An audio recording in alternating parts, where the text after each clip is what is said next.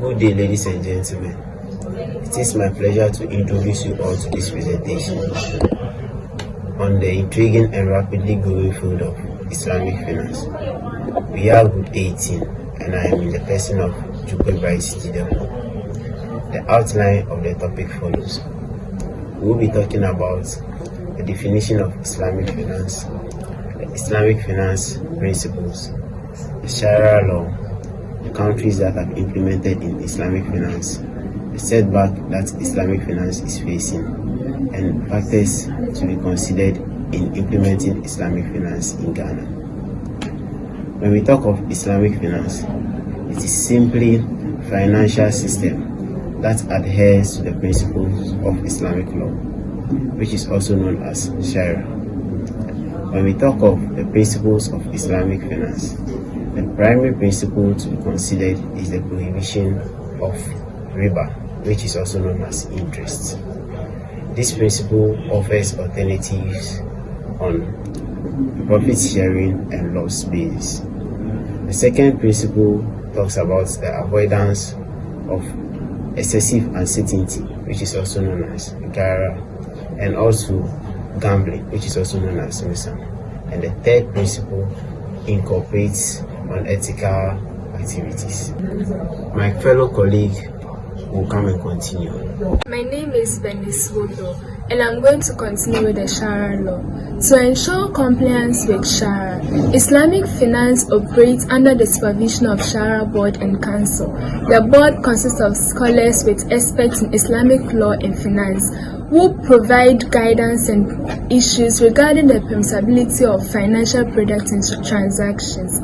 Their role is to ensure that financial practices and products align with Islamic principles and do not involve in any prohibited activity. We are having the Sharia complaint. The first one is prohibition of interest, which is also known as riba. An example is muhabaha, where the bank purchases an asset and sells it to the customer at a markup, allowing the customer to pay for the asset in installments. Also, we are having prohibition of speculative or unethical activities. For example, an Islamic fund may invest in companies that provide socially responsible products or services, such as renewable energy or healthcare.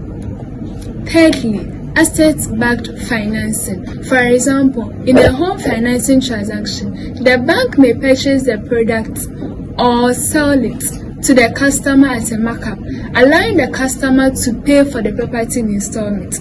Lastly, we are having sharing of risks. An example is wakala, where the bank acts as an agent to manage an investment portfolio on behalf of the customer. The bank earns a fee for its services, and the customer shares in the profits and losses of the portfolio. Countries that adopt Islamic finance. Examples of those countries are Egypt, Jordan, Algeria, and Tunisia. My name is Aaron, and I'll be talking about the factors to consider in the implementation of the Sharia law in Ghana. First of all, I will talk about the financial infrastructure.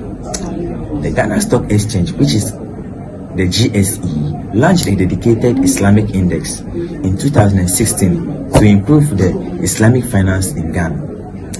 The index tracks the performance of Sharia-compliant stocks listed on the Ghana Stock Exchange.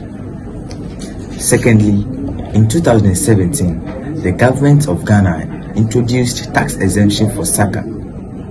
That is an Islamic bond issued in Ghana. This tax exemption is intended to incentivize the issue of zakat and support the development of the Ghana capital markets in Ghana. In conclusion, Islamic finance is a system that adheres to the principles of Sharia and promotes ethical investing, risk sharing, and tangible economic benefits. Implementation of Islamic finance in any country requires a legal framework, public awareness, expertise, financial infrastructure, and government support. By adapting Sharia-compliant financing and investment practices, countries can diversify their financial sector, promote economic development, and contribute to the socially responsible investing. Thank you very much.